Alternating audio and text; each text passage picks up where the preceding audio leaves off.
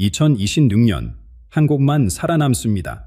그걸 이미 예언한 여인이 있습니다. 지리산 깊은 산소, 전화도 닿지 않는 그곳에서 40년간 단 한 번도 틀린 적 없는 무당 사람들은 그녀를 월강무당이라 부릅니다. 그리고 지금 그녀가 입을 열었습니다. 2026년부터 시작되는 대격변, 그리고 그 혼란 속에서 한국을 지키는 한 사람의 등장. 믿기 어려우시겠지만 지금 세상 돌아가는 걸 보면 왠지 불안한 느낌, 여러분도 느끼시죠? 오늘 영상에서는 월강무당이 본 6가지 예언을 하나하나 풀어드립니다. 지금부터 첫 번째 예언 시작합니다. 그렇다면 이 예언자는 대체 누구일까요? 어떻게 평범한 사람이 내일을 보는 눈을 갖게 되었을까요? 지리산에 오르는 길은 쉽지 않습니다. 관광객들이 찾는 등산로가 아닙니다. 뱀사골이라 불리는 계곡을 따라 4시간에 걸어야 합니다. 중간에 이정표도 없고 안내판도 없습니다. 길에 아는 사람의 안내 없이는 찾아갈 수조차 없는 곳입니다. 마치 산 자체가 자격 없는 사람을 걸러내는 것 같습니다. 인연이 있는 사람만 오라는 무언의 시험처럼 느껴집니다. 4시간을 걷고 나면 작은 오두막이 하나 나타납니다. 간판이 없습니다. 문패도 없습니다. 그냥 산속에 놓인 낡은 집 한 채입니다. 처음 보는 사람은 그냥 지나칠 수도 있습니다. 이곳에 내일을 보는 사람이 산다는 것을 상상하기 어렵습니다. 그러나 바로 이 평범함 속에 비범함이 숨어 있습니다. 문에 열고 들어서면 한 여인이 앉아 있습니다. 첫인상은 실망스러울 수 있습니다. 시장 골목에서 채소를 파는 아주머니와 바를바가 없어 보입니다. 거친 손, 수수한 옷차림, 주름진 얼굴, 신비로운 분위기는 찾아볼 수 없습니다. 그런데 눈을 마주하는 순간 모든 것이 달라집니다. 그 눈빛에는 설명할 수 없는 깊이가 있습니다. 마치 여러분의 속마음을 이미 다 알고 있다는 듯한 눈입니다. 그녀가 방문객에게 처음 건넨 말이 있습니다. 불이 이미 발등에 떨어졌는데 사람들은 아직도 코를 굴려 자고 있구나.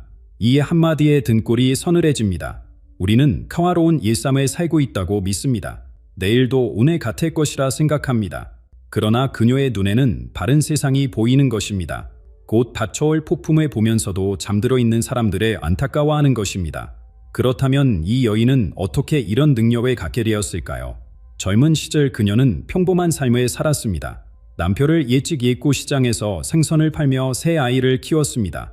몸은 병들어 있었고 마음은 지쳐 있었습니다. 살아갈 희망조차 잃어가던 때였습니다. 그러던 어느 날 밤, 꿈에 흰옷을 입은 여인이 나타났습니다. 말은 하지 않았습니다. 그저 마당 한쪽을 손가락으로 가리킬 뿐이었습니다. 잠에서 깨어난 후에도 그 장면이 머리에서 떠나지 않았습니다. 결국 그녀는 꿈에서 본 그 자리를 파기 시작했습니다. 이 옷들은 수근거렸습니다. 미쳤다고 했습니다. 그러나 삽질에 멈출 수 없었습니다. 무언가가 계속 파라고 이끄는 것 같았습니다.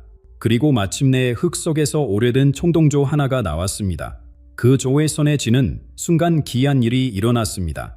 오랫동안 그녀를 괴롭히던 병이 씻은 듯 사라졌습니다. 그리고 눈앞에 보이지 않던 것들이 보이기 시작했습니다. 과거와 미래의 경계가 희미해졌습니다. 시장의 생선 장수는 그렇게 지리산의 예언자로 다시 태어났습니다. 이것이 월강무당의 시작입니다. 평범한 삶의 고통 속에서 하늘의 부름을 받은 것입니다. 이제 그녀의 권위가 어디서 오는지 아셨을 것입니다. 그렇다면 본격적으로 그녀가 본 가장 긴박한 예언으로 넘어가겠습니다. 올해 뱀의 해가 끝나고 내년 붉은 말의 해로 넘어가는 시기에 무슨 일이 벌어지는지 말입니다. 올해는 뱀의 해입니다. 뱀은 허물을 받습니다. 낡은 껍질을 버리고 새로운 몸으로 다시 태어납니다. 월강무당은 이 시기를 세계가 허물을 벗는 때라고 했습니다. 오래된 질서가 무너지고 새로운 질서가 그 자리를 차지하는 고통스러운 과정입니다. 허물 벗기는 결코 편안하지 않습니다. 찢어지고 벗겨지고 피가 나기도 합니다. 내년 병우년, 붉은 말의 해로 넘어가는 과정이 순탄하지 않다고 했습니다. 큰 뱀들이 서로 부딪힌다고 표현했습니다. 여기서 큰 뱀이란 강대국들을 뜻합니다. 지금 세계 곳곳에서 벌어지는 갈등들을 보십시오. 이것은 시작에 불과합니다. 진짜 충돌은 아직 오지 않았습니다. 뱀들이 서로 물어뜯기 시작하면 바다가 끓어오른다고 했습니다. 해상에서의 분쟁일 수도 있고 세계 경제의 경랑일 수도 있습니다. 그녀의 시야에 서쪽 하늘이 검게 물들은 장면이 보였습니다. 세리가 내린다고 했습니다. 하늘에서 철이 떨어진다는 것입니다. 전쟁인지 자연재해인지 정확한 형길은 알 수 없습니다. 분명한 것은 규모입니다. 인류가 지금까지 경험한 것과는 차원이 다른 충격이라고 했습니다. 지금 뉴스에서 보는 것들은 전조에 불과합니다. 본격적인 폭풍은 내년부터 시작됩니다. 독수리가 상처를 입원할지 못하게 된다는 말도 했습니다. 독수리는 미국을 상징합니다. 세계 경제 역할을 해오던 나라가 더 이상 다른 곳을 도울 여력이 없어진다는 뜻입니다. 그렇게 되면 어떤 일이 벌어질까요? 가짜 도생의 시대가 열립니다. 가난 자만 살아남는 정글의 법칙이 다시 작동하기 시작합니다. 그런데 놀라운 이야기가 있습니다. 세계가 불타는 동안 한국만은 보호받는다고 했습니다. 보이지 않는 유리 덮개가 한반도를 감싸고 있는 것처럼 바깥의 재앙이 이 땅에 직접 닿지 못한다는 것입니다. 그녀는 이것을 물의 방패라고 불렀습니다. 한반도 땅 아래에 생명의 물이 숨어 있어서 바깥에서 들어오는 불을 말아준다고 했습니다. 왜 피해 생국일까요? 그녀는 이렇게 산영했습니다. 이 땅은 오랜 세월 고통을 받아왔습니다. 레세의 침략, 분달의 아픔, 전쟁의 상처, 그 고통이 땅에 스며들어 특별한 기운으로 변했다는 것입니다. 눈물이 모여 생명의 물이 된 것입니다. 한이 서른 땅이 오히려 보호막이 되는 역설입니다. 물론 이 말을 고지곳대로 받아들이기 어려울 수 있습니다. 그러나 다른 각도에서 생각해 보십시오. 한국이 가진 기술력을 떠올려 보십시오. 해수를 담수로 바꾸는 기세, 첨단 농업 기세, 반도체 기세, 세계 최고 수준입니다. 이런 기술이 현대의 생명의 물이 아닐까요? 전쟁과 재해로 세계가 혼란에 빠질 때 바로 이 기술들이 한국을 지켜주는 방패가 됩니다. 그러나 이 물의 방패는 단순히 우리를 지키는 것에서 끝나지 않습니다. 월간 무당이 본 더 큰 그림이 있습니다. 2027년부터 2029년 사이 세계는 전쟁보다 더 무서운 적과 마주하게 됩니다. 땅이 메마르고 바다가 막히고 돈이 있어도 살 것이 없는 시대가 옵니다.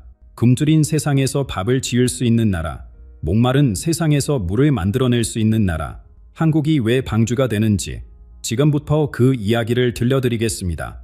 2027년부터 세계는 전쟁의 직접적인 피해보다 더 큰 고통을 겪게 됩니다. 월간 무당인 눈에 메마른 들판이 보였습니다. 갈라진 땅, 시든 작물, 텅 빈 창고, 전 세계적인 가뭄과 흉작이 밀려옵니다.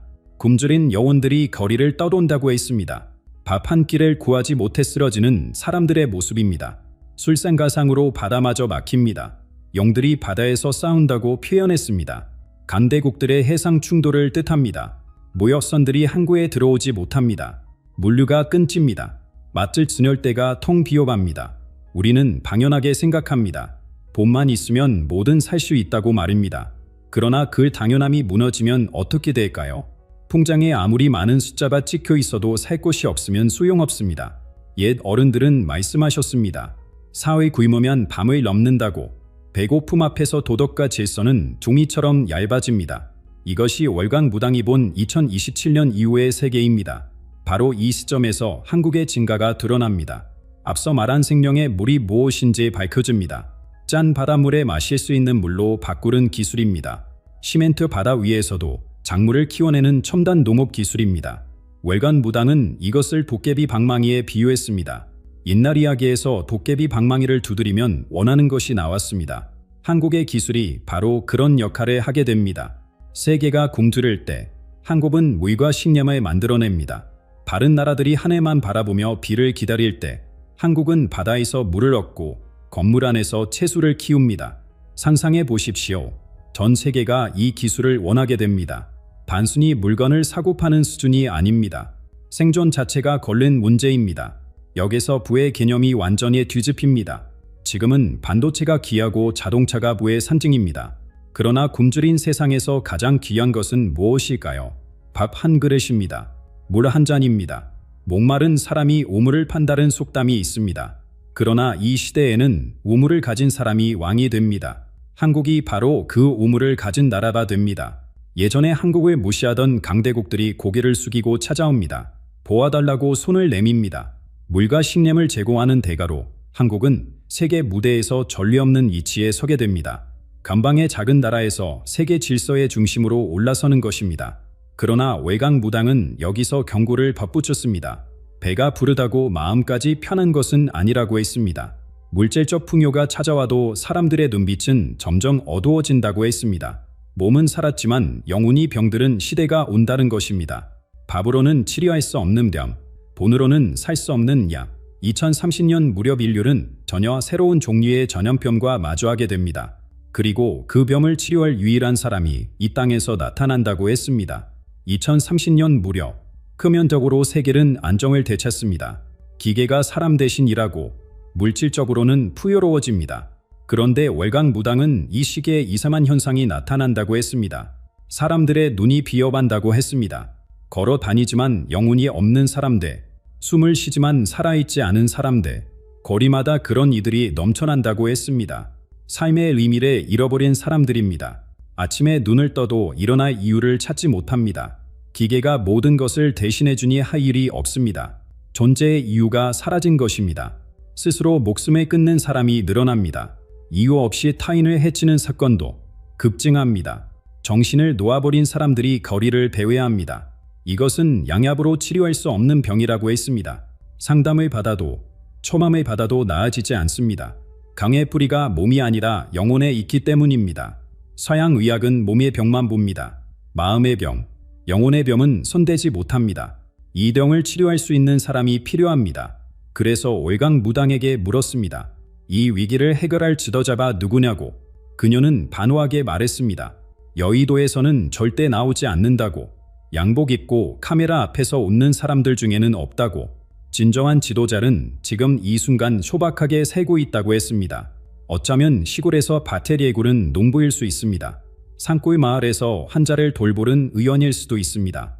세상의 주목을 받지 못하는 학자일 수도 있습니다. 중요한 것은 그가 양복이 아닌 작업복을 입고 있다는 점입니다. 화려한 연설이 아닌 진심 어린 행동으로 사람들을 움직입니다. 지금은 무시당하고 있을지도 모릅니다. 비웃음에 사고 있을지도 모릅니다. 그러나 때가 되면 그의 진가가 드러납니다. 큰 그릇은 늦게 완성된다고 했습니다. 이 구원자는 어떻게 사람들의 영혼을 치료할까요? 월강무당은 박산머리 이야기라고 표현했습니다. 거창한 철학이 아닙니다. 복잡한 이론이 아닙니다. 밥 먹으면서 나누는 수박한 대화입니다. 할머니가 들려주시던 이야기입니다. 이런 것들이 치유의 힘을 가진다고 했습니다. 한국인에게는 특별한 감정이 있습니다. 한이라는 것이 있습니다. 슬픔이자 그리움이자 체념입니다. 그러나 이 한을 풀어내는 과정에서 놀라운 일이 일어납니다. 막혔던 것이 뚫리고 얼었던 것이 녹습니다. 정이라는 것도 있습니다. 끈끈한 유대감입니다. 말하지 않아도 토하는 마음입니다. 기계화된 차가운 세상에서 사람들이 목말라 하는 것이 바로 이것입니다. 한국인의 한과 정이 얼어붙든 세상의 해독제가 됩니다. 이 감정의 언어를 가장 잘 전달할 수 있는 사람이 바로 그 구원자입니다. 그는 사람들의 마음에 불을 지핍니다. 잊고 있던 따뜻함을 일깨웁니다. 그리고 이 구원자의 영향력은 개인의 치유에서 멈추지 않습니다. 한반도의 가장 오래된 상처, 70년 넘게 이어진 분달의 아픔을 어루만지는 데까지 이어집니다. 한반도 분달은 70년이 넘었습니다. 수많은 사람들이 통일에 꿈꿨습니다. 정치인들은 회담을 하고 학자들은 방안을 내놓았습니다. 그러나 철조망은 여전히 그 자리에 있습니다. 월강무당은 웃으며 말했습니다. 사람이 풀 수 없는 매듭은 하늘이 푼다고. 북녘 땅에서 산이 운다고 했습니다. 하늘이 무너지듯 비가 쏟아집니다. 며칠이고 멈추지 않습니다. 산이 무너지고 강이 넘칩니다. 농가 밭이 지능 아래 묻힙니다. 기록적인 폭우와 산사태가 북녘 전역을 휩쓸고 지나갑니다. 그 뒤에 남는 것은 굶주림입니다. 군대를 유지하려면 밥이 필요합니다. 초알보다 쌀이 먼저입니다. 먹을 것이 없으면 군인도 초를 내려놓습니다. 통제하려면 힘이 필요한데 그 힘의 원천이 바닥납니다. 체제가 안에서부터 무너지기 시작합니다. 총 한 방 쏘지 않고 장벽이 흔들립니다. 월강무당이 본 가장 가슴 아픈 장면이 있습니다. 북녘의 군인과 민간인들이 남쪽으로 내려옵니다. 그런데 그들의 손에 들린 것은 춤이 아닙니다. 빈 밥그릇입니다. 침략이 아닙니다. 간청입니다. 채여달라는 무언의 호소입니다. 같은 말을 쓰는 사람들입니다. 같은 핏줄입니다. 70년 전에는 한 식구였습니다. 그런 사람들이 굶주림에 지쳐 빈 그릇을 들고 내려옵니다. 이 장면을 상상하면 목이 메입니다. 바로 이때 남쪽의 기술이 빛을 발합니다. 앞서 이야기한 첨단 농업 기술입니다. 황폐해진 북녘의 땅을 되살립니다. 죽은 획에서 다시 싹이 틉니다. 정치 협상이 아닙니다. 조약 체결이 아닙니다. 밥 한 끼의 나눔으로 통일이 시작됩니다. 배고픈 사람에게 밥을 주는 것, 이보다 더 확실한 화해가 어디 있겠습니까? 통일 이후로 구원자의 역할이 더욱 커집니다. 70년간 쌓인 상처를 어루만져야 합니다. 남과 북 연쪽 모두 아픔이 있습니다. 서로를 향한 우애와 분노가 있습니다. 이것을 녹이지 않으면 진정한 하나가 될 수 없습니다. 구원자는 양쪽의 마음을 이어줍니다. 박상몰이 이야기로 한과 정의 언어로 삼초를 치유합니다. 그리고 통일된 한반도 앞에 새로운 길이 열립니다. 더 이상 섬이 아닙니다. 철길이 북으로 이어집니다. 만주로, 시베리아로, 유럽까지 뻗어나갑니다. 대륙의 끝자락에 갇혀있던 나라가 대륙의 중심으로 떠오릅니다. 꼬리에서 머리로 바뀝니다. 그 사이 주간 감대국들은 힘에 잃어갑니다. 용이라 불리던 나라도, 곰이라 불리던 나라도 예전 같지 않습니다. 내부 문제로 자기 땅도 추스르기 어려워집니다. 반면 한반도는 하나가 되어 기술과 자원을 합칩니다. 역사의 수레바퀴가 돌아답니다. 건방이 중심이 됩니다. 그러나 이야기는 여기서 끝나지 않습니다. 통일된 한국이 물질적으로 번영하는 것은 시작에 불과합니다. 2040년 이후 이 나라에는 전혀 새로운 사명에 주어집니다. 인류 전체의 영혼을 치유하는 성소가 되는 것입니다. 2040년 이후의 세상을 바라보는 월강 무당의 표정이 복잡해졌습니다. 기계가 사람처럼 생각하는 시대가 온다고 했습니다. 사람처럼 말하고, 사람처럼 웃고, 사람처럼 이러합니다. 어디까지가 사람이고 어디까지가 기계인지 구분이 흐려집니다. 이것은 단순한 기술 문제가 아닙니다. 존재의 뿌리가 흔들리는 일입니다. 기계가 나보다 더 똑똑하다면 나는 왜 존재하는가? 기계가 나 대신 모든 것을 할 수 있다면 나의 가치는 무엇인가? 이런 질문 앞에서 수많은 사람들이 길에 있습니다. 월간 무당은 이것을 영혼의 탯줄이 끊어지는 것이라고 표현했습니다. 태어날 때 탯줄을 자르듯 인간을 인간답게 만드는 무언가와의 연결이 끊어집니다. 클리암 뒤의 숨은 위험입니다.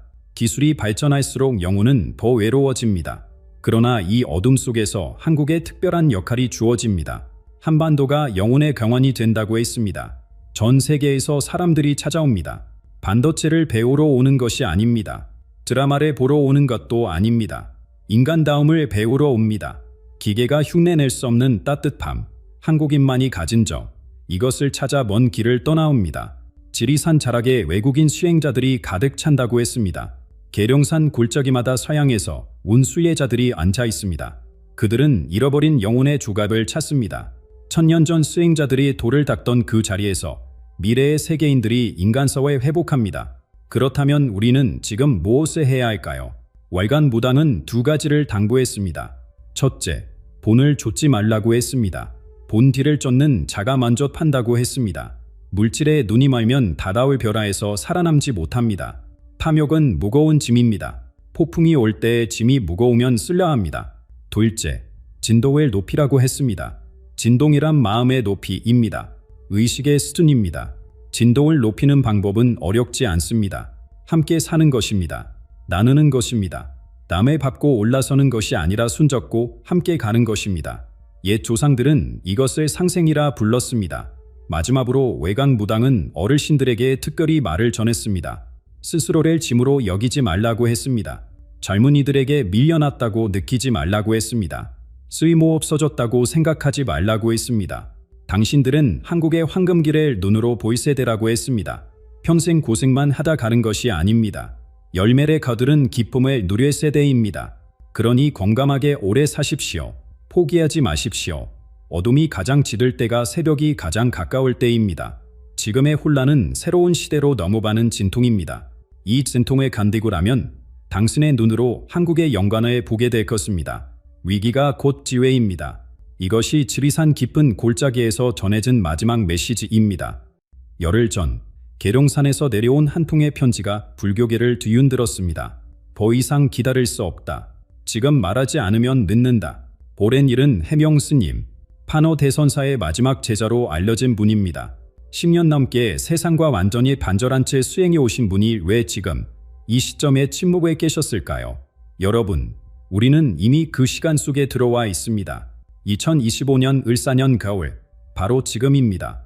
해명 스님이 40년 전부터 지목해온 대전환의 시작점이 올해 이 겨울입니다. 그리고 2026년 병오년 여름까지 앞으로 단 7개월, 이 기간 동안 세상이 어떻게 바뀌는지 그분의 예언을 직접 들어보시기 바랍니다. 동쪽의 섬나라가 불과 물에 잠길 것이다. 북녘의 문이 총선 없이 열릴 것이다. 소해에서 새 땅이 솟아오를 것이다. 그리고 이 땅에서 새삼을 치유할 사람이 나타날 것이다. 허황된 이야기로 들리십니까? 1994년 해명 스님은 북쪽에 가장 큰 별이 진다고 했습니다. 그해 7월 김일성이 사망했습니다. 1990년대 말 손바닥 위 유리에서 천하의 정보가 흐른다고 했습니다. 스마트폰이 세상에 나오기 10년 전이었습니다. 클린 적이 없습니다. 그런 분이 지금 2025년 11월 이 순간을 가리키며 말씀하십니다. 시작되었다. 오늘 저는 해명 스님이 절한 6가지 예언을 하나하나 풀어드리겠습니다. 어떤 것은 두렵고 어떤 것은 믿기 어려우실 겁니다. 하지만 끝까지 들으신 후에 판단하셔도 늦지 않습니다. 다만 한 가지는 분명히 말씀드립니다. 이 영상을 보신 후 여러분은 앞으로 7개월을 전과 다른 눈으로 보시게 될 것입니다. 자, 첫 번째 이야기입니다. 파노 스님에게는 세상이 모르는 제자가 있었습니다. 그렇다면 해명 스님은 대체 어떤 분일까요?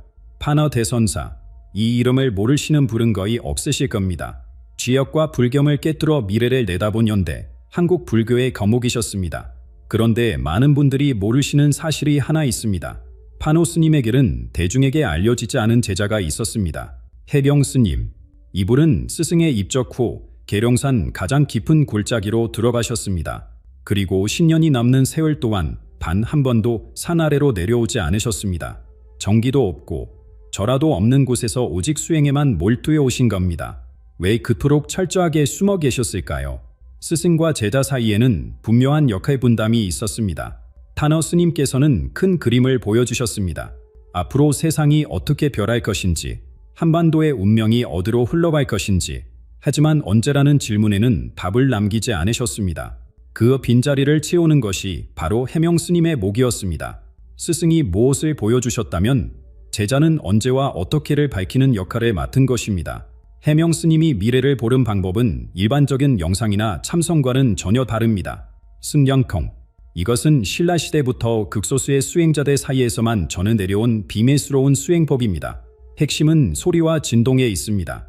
특정한 진원을 수만 번 반복하면서 의식의 주파수를 바꾸는 것입니다.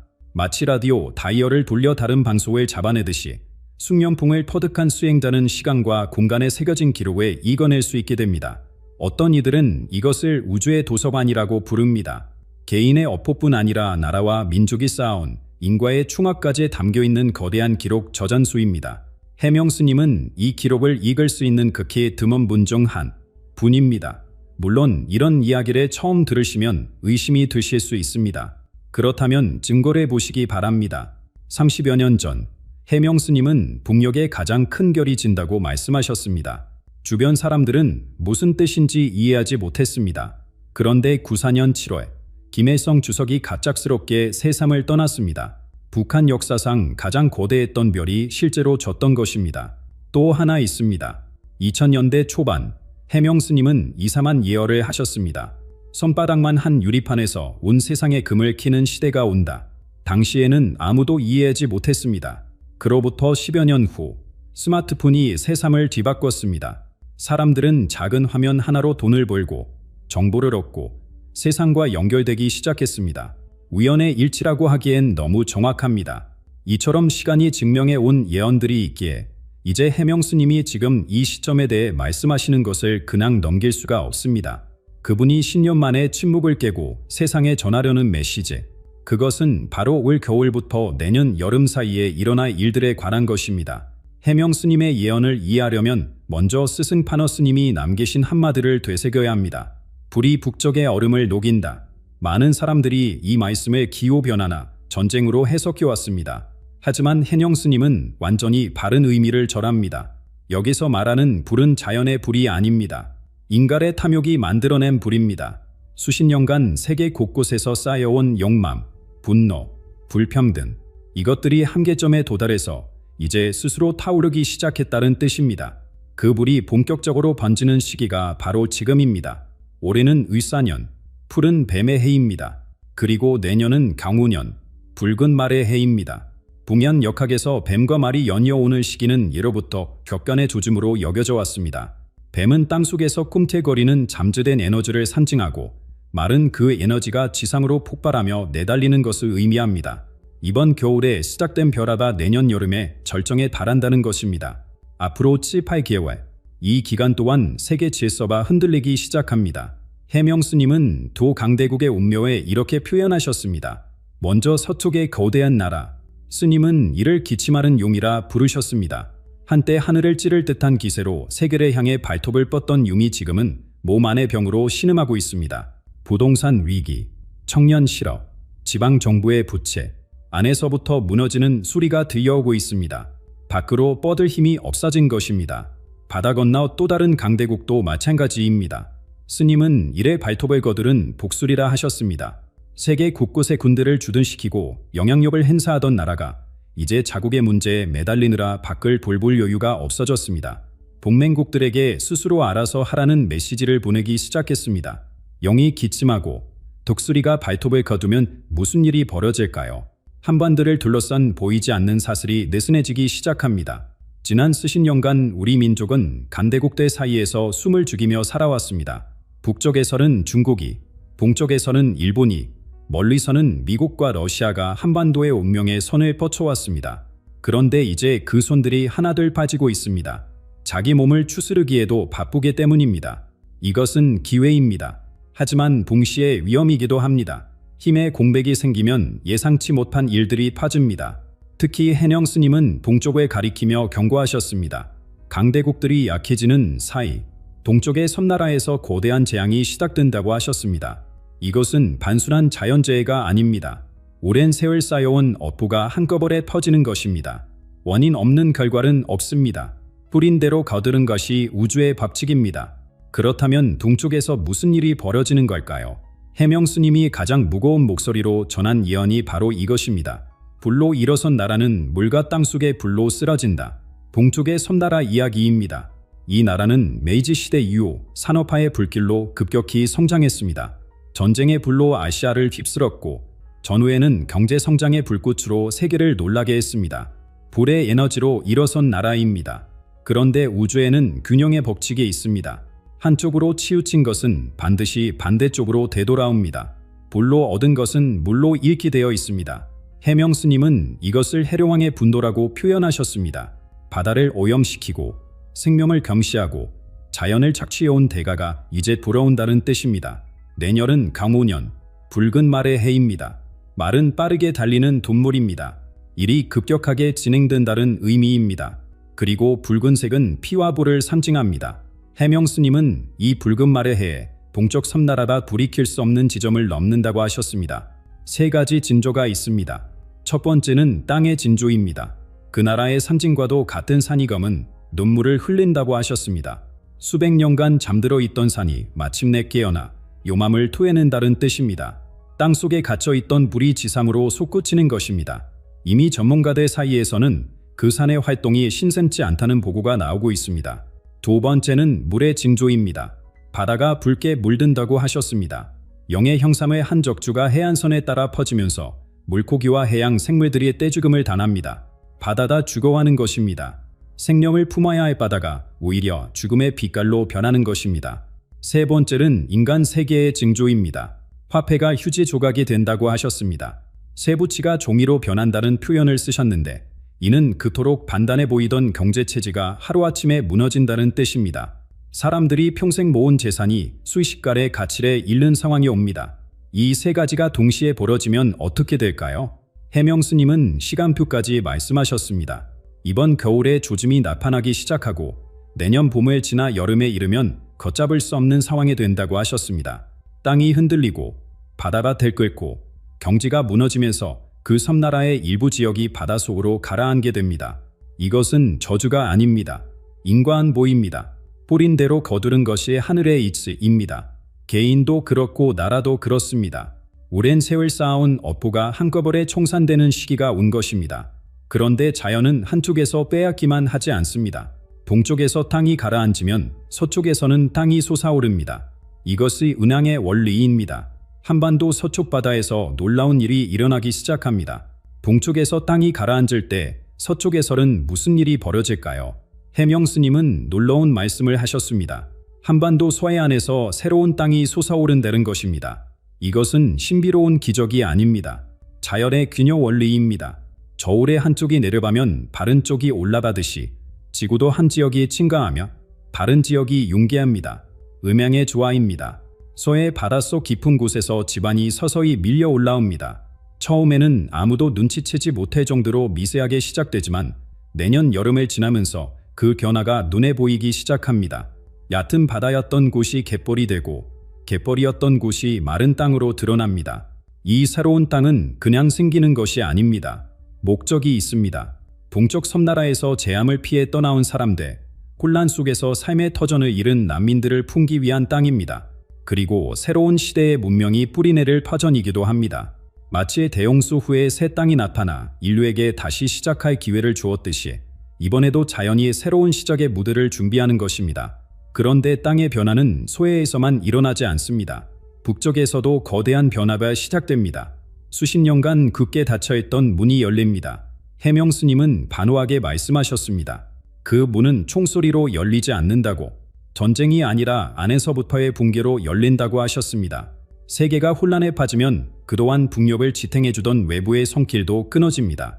기침하는 용이 더 이상 북쪽을 보호할 여력이 없어지는 것입니다. 버팀목을 잃은 체제는 스스로의 무게를 견디지 못합니다. 곰들인 봉포들이 남쪽을 향해 걸어 내려옵니다.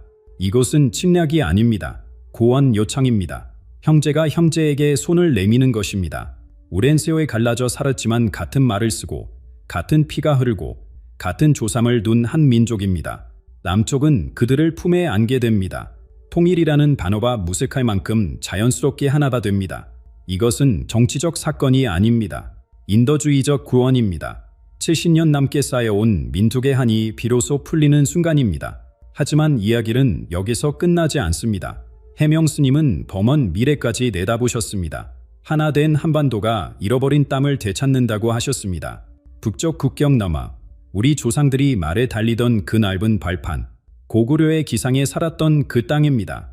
강대국들이 혼란에 빠져 있는 동안 그 지역 주민들이 스스로 한반도와의 연합을 선택한다고 하셨습니다.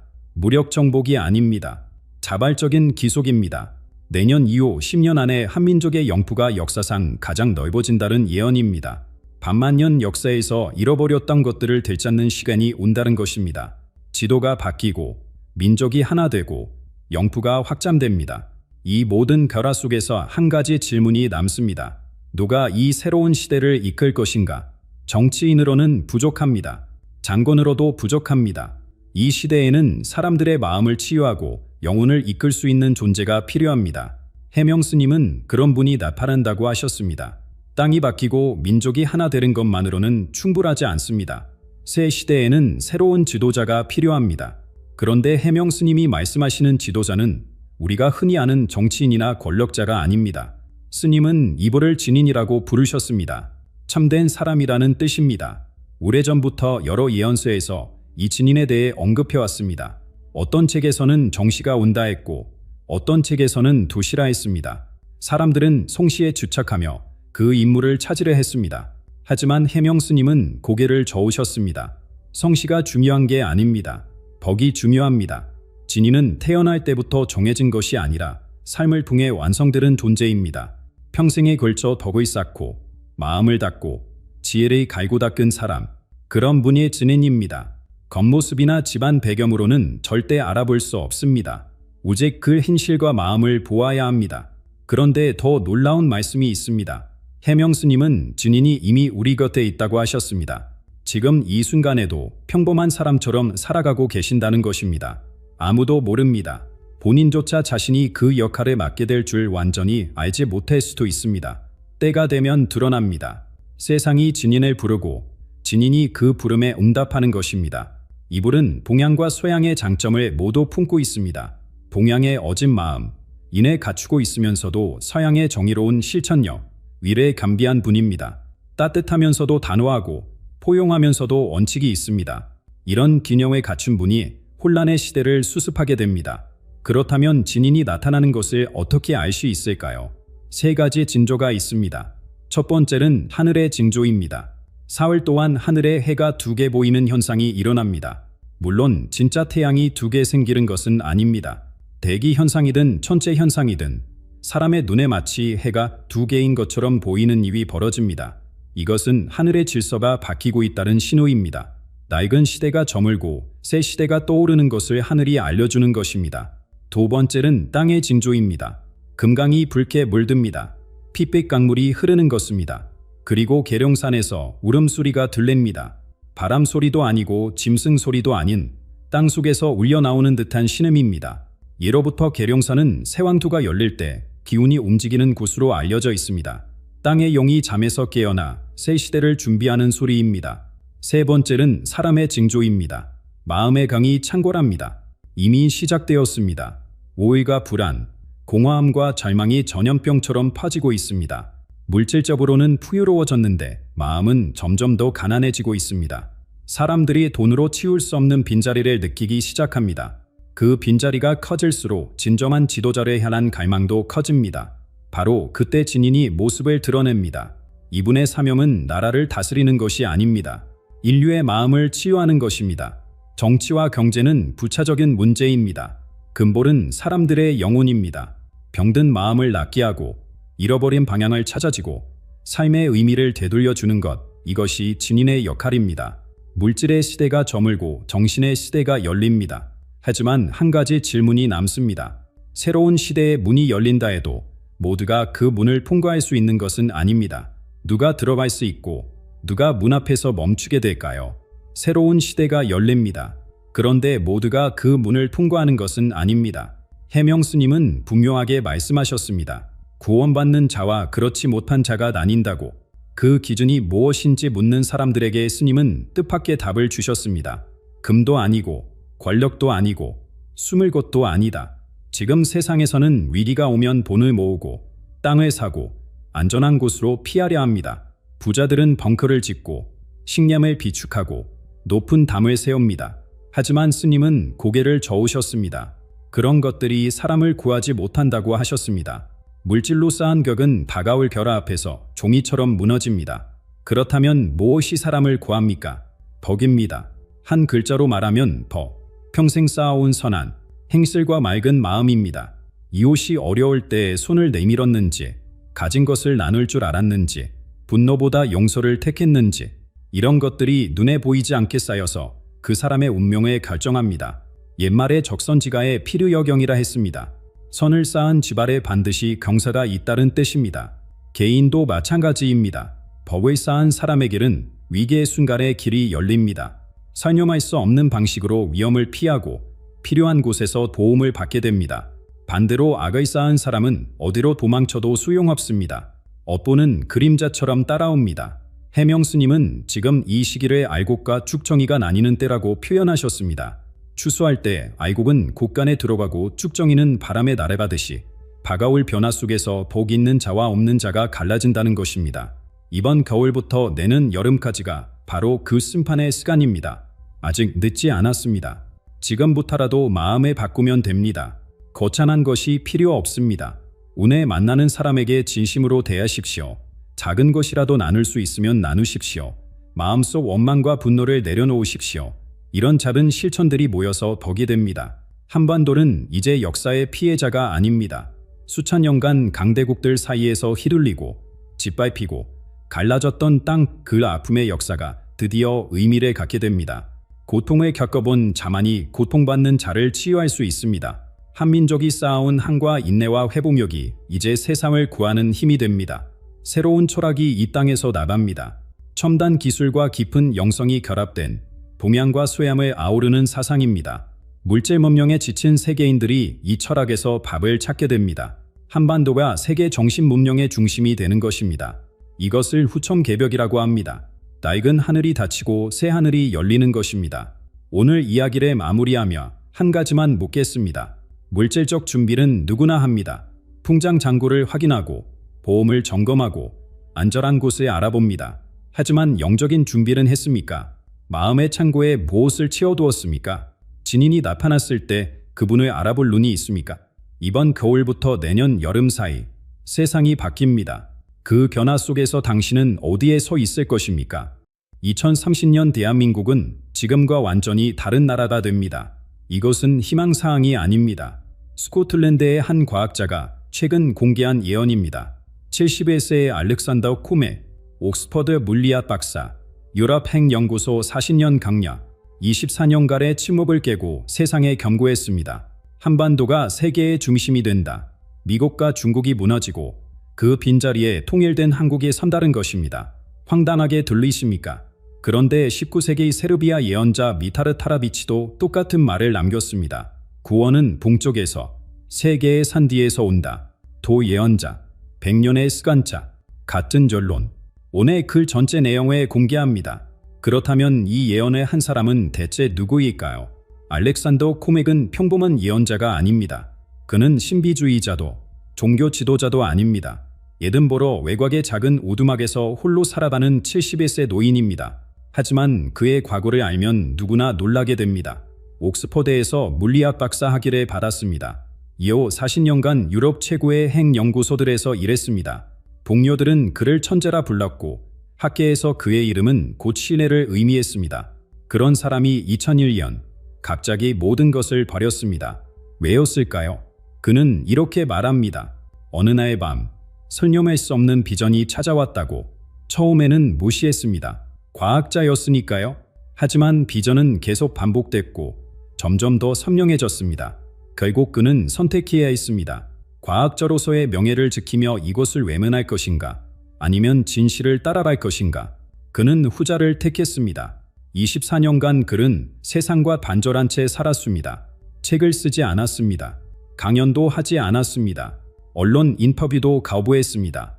단지 자신에게 찾아오는 비전들을 노트에 기록했을 뿐입니다. 과학자답게 날짜와 시간까지 정확히 적으며. 그런 그가 올해 처음으로 입을 열었습니다. 보통 예언이라고 하면 무엇이 떠오르십니까? 주가가 오른다. 어느 정당이 이긴다. 이런 것들입니다. 현재 시스템 안에서의 변화를 말하는 것이지요. 하지만 코맥의 예언은 차원이 다릅니다. 시스템 자체가 바뀐다고 말합니다. 그의 핵심 메시지는 이것입니다. 2030년 한반도는 더 이상 남과 북으로 나뉜 두 나라가 아닙니다. 하나의 전략적 실체로 통합되어 세계 질서의 중심에 서게 됩니다. 지금의 강대국들이 휘청거릴 때 한국이 그 빈자리를 채운다는 것입니다. 듣기에는 불가능해 보입니다. 하지만 40년간 물리법칙의 정확성을 연구했던 사람이 자신의 명예를 걸고 하는 말입니다. 최소한 그 이유는 들어볼 가치가 있지 않겠습니까? 한국이 세계의 중심이 되려면 먼저 일어나야 할 일이 있습니다. 지금의 강대국들이 무너져야 합니다. 코맥은 바로 그 과정에 먼저 설명합니다. 그렇다면 코맥은 어떤 과정을 통해 한국이 부상한다고 보았을까요? 그는 먼저 고인들의 몰락을 이야기합니다. 미국과 중국, 지금 세계를 양보하고 있는 두 주간대국 말입니다. 2028년 이후 미국은 안에서부터 무너집니다. 정치적 분열이 극에 달합니다. 공화당과 민주당의 갈등은 이제 단순한 정책 차이가 아닙니다. 나라가 둘로 쪼개질 정도의 균열입니다. 경제는 마비되고 사회는 산산조각 납니다. 이런 상황에서 미국은 더 이상 세계의 경찰 노릇을 할 수 없게 됩니다. 자기 나라 챙기기도 버거우니까요. 중국은 어떨까요? 더 충격적인 일이 벌어집니다. 분리주의입니다. 간반 지역들이 중앙정부에 반기를 듭니다. 수십 년간 채권 풍치로 억눌렀던 불만이 한꺼번에 퍼져나옵니다. 베이징은 세계 패권 경쟁을 포기할 수밖에 없습니다. 체제 생존이 먼저니까요. 내부의 불을 끄지 못하면 나라 자체가 사라질 판입니다. 결과는 무엇일까요? 수십 년간 세계를 지배했던 미중 경쟁이 갑자기 끝납니다. 두 거인이 동시에 쓰러지는 겁니다. 세계 질서에 거대한 공백이 생깁니다. 바로 이 시기에 한반도에서는 두요한 변화가 시작됩니다. 코맥은 이것을 정치적 통일이라 부르지 않습니다. 기능적 융합이라 표현합니다. 겉으로는 여전히 두 나라처럼 보이지만 실제로는 하나처럼 움직이기 시작한다는 뜻입니다. 2027년부터 경제협력이 본격화됩니다. 북쪽의 자원과 남쪽의 기술이 만납니다. 북한 땅 아래 잠들어 있던 희귀 강물들이 남한의 첨단 산업과 결합합니다. 어느 나라도 따라올 수 없는 시너지가 만들어집니다. 2028년에는 군사협력까지 이루어집니다. 남과 북의 군사력이 하나로 합쳐집니다. 한반도는 함부로 건드릴 수 없는 존재가 됩니다. 이때 아시아의 다른 나라들은 무엇을 할까요? 일본은 미국이라는 우산을 싣고 흔들립니다. 러시아는 내부 문제로 정신이 없습니다. 인도는 아직 준비가 덜 됐습니다. 혼란 속에서 유일하게 안정적이고 방향이 뚜렷한 곳은 한반도뿐입니다. 자연스럽게 모든 눈이 이곳에 향합니다. 세계 무대의 주인공이 사라졌습니다. 그 빈 무대 위로 새로운 인물이 등장할 준비를 합니다. 한반도를 중심으로 한 새로운 제서가 모습을 드러내려 합니다. 빈 무대에는 새로운 주인공이 필요합니다. 코맥은 그 주인공이 누구인지도 보았습니다. 2030년경 한 인물이 등장합니다. 이 사람은 남과 북 모두에게 신뢰를 얻습니다. 한쪽에 치우치지 않습니다. 양측 모두가 이 사람의 말이라면 귀를 기울입니다. 더 놀라운 것은 국제사회에서도 존경을 받는다는 점입니다. 어떤 사람일까요? 코맥의 묘사에 따르면 이 지도자는 세 가지를 겸비합니다. 외교적 능력, 전략적 사고, 그리고 인류를 향한 따뜻한 마음. 권력을 탐하지 않으면서도 권위가 있습니다. 가나면서도 부드럽습니다. 역사에서 이런 지도자는 손에 꼽을 정도입니다. 이 인물의 등장과 함께 한반도의 역할이 완전히 달라집니다. 2032년부터 세계의 중요한 결정들이 이곳에 거쳐랍니다. 중동에서 분쟁이 퍼지면 한국이 중재합니다. 아프리카 개발 문제도 한국의 조언을 구합니다. 과거 같으면 워싱턴이나 베이징이 할 일이었습니다. 이제 그 자리를 서울이 대신합니다. 유엔도 결합니다. 안전보장이사회의 구조가 바뀝니다. 미국이 쓰러지면서 기존 체제는 의미를 잃었습니다. 새로운 시대에는 새로운 틀이 필요합니다. 그 틀의 중심에 한국이 삽니다.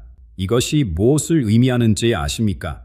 수백 년간 이어져 온 서양 중심의 세계 질서가 막을 내립니다.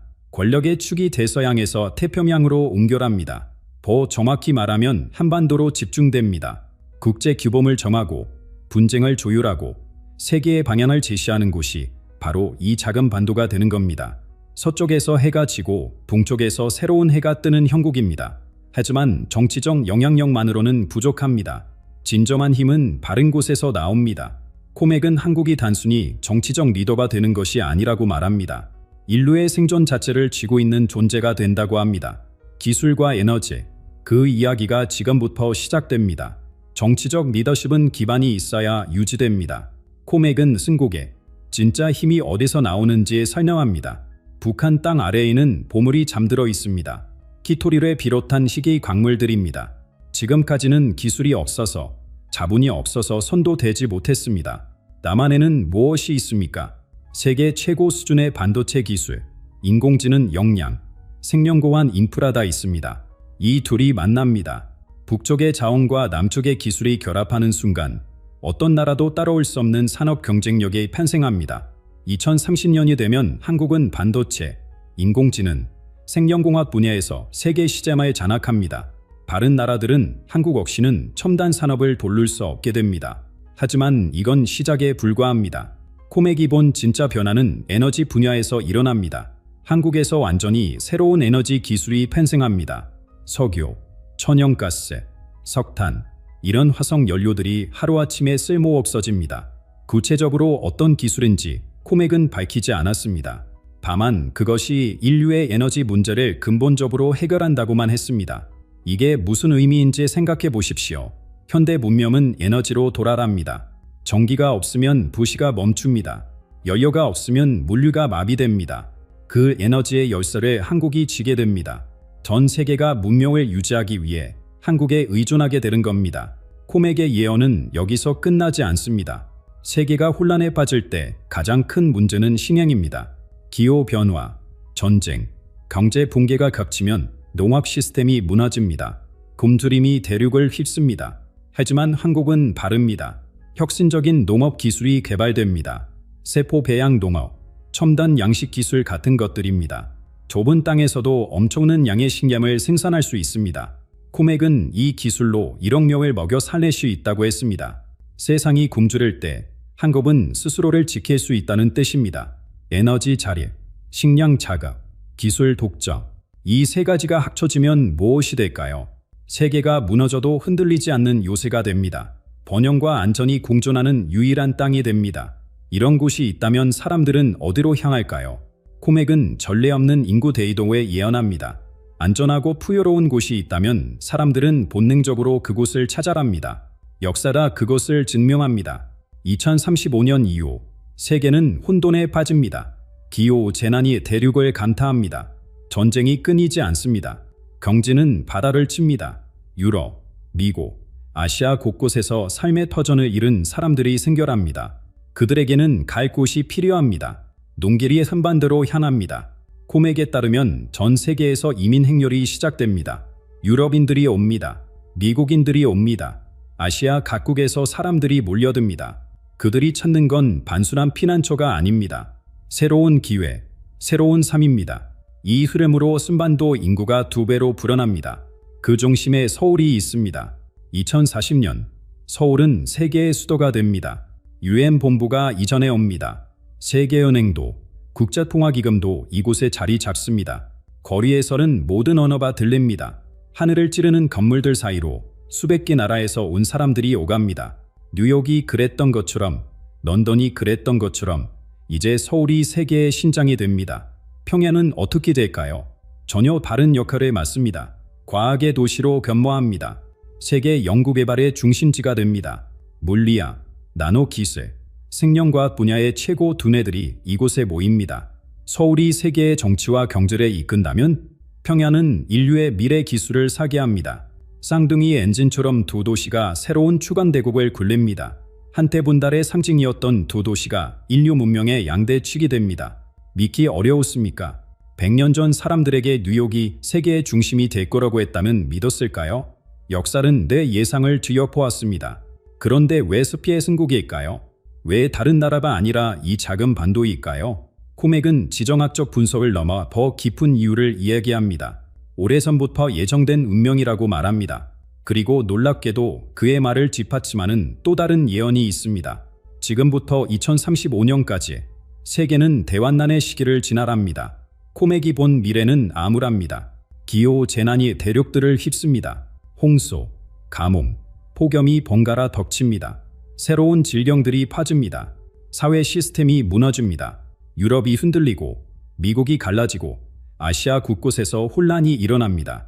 그런데 한반도는 다릅니다. 태풍의 눈처럼 고요합니다. 지질학적으로 안정된 땅입니다. 대규모 지진이 거의 없습니다. 기후변화의 직접적 파격에서도 상대적으로 보호받습니다. 세상이 불타오를 때 이곳만 평화롭습니다. 우연일까요? 코맥은 아니라고 말합니다. 한민족의 역사를 보라고 합니다. 수천 년간 얼마나 많은 침례를 받았습니까? 중국, 일본, 몽골, 수없이 많은 외세가 이 땅을 짓밟았습니다. 그런데도 사라지지 않았습니다. 언어를 지켰습니다. 문화를 지켰습니다. 정체성을 잃지 않았습니다. 전 세계에서 이런 민족이 또 있습니까? 코맥은 이것이 단순한 생존 본능이 아니라고 봅니다. 더욱 큰 목적을 위해 보존된 것이라고 말합니다. 새로운 인류 문명의 유람이 될 운명이기 때문이라고 합니다. 여기서 놀라운 연결고리가 등장합니다. 19세기 세르비아에 미파르 파라비치라는 예언자가 있었습니다. 문맹의 농부였지만 그가 남긴 예언들은 놀라울 정도로 정확했습니다. 세계대전도, 공산주의의 몰락도 미리 내다봤습니다. 그가 이런 말을 남겼습니다. 사람들은 동쪽에서 구원을 찾을 것이다. 세계의 산지에서. 코맥은 한국과 아무 관련이 없습니다. 파라비치도 한국을 알지 못했습니다. 서로 다른 시대, 서로 다른 대륙, 서로 다른 문화. 그런데 두 예언이 같은 곳을 가리킵니다. 100년이 남는 시간 차이, 수천 킬로미터의 거리. 그럼에도 동일한 결론. 이것이 우연이라고 보기는 어렵습니다. 시공을 초월해 같은 진술을 본 것이 아닐까요? 코맥의 마지막 메시지는 이것입니다. 준비하십시오.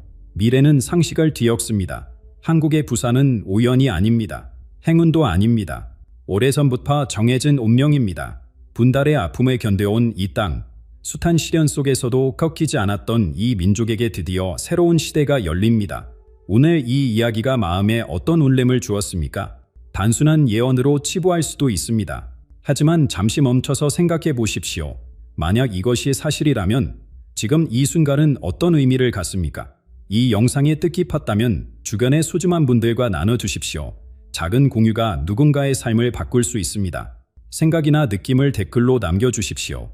이 예언에 대해 어떻게 생각하시는지, 한국의 미래에 대해 어떤 기대를 품고 계신지 듣고 싶습니다. 구독과 알림 설정도 잊지 마십시오. 앞으로 더 깊은 이야기들을 전해드리겠습니다. 운명은 준비된 자에게 그 문을 엽니다. 다음 영상에서 다시 뵙겠습니다.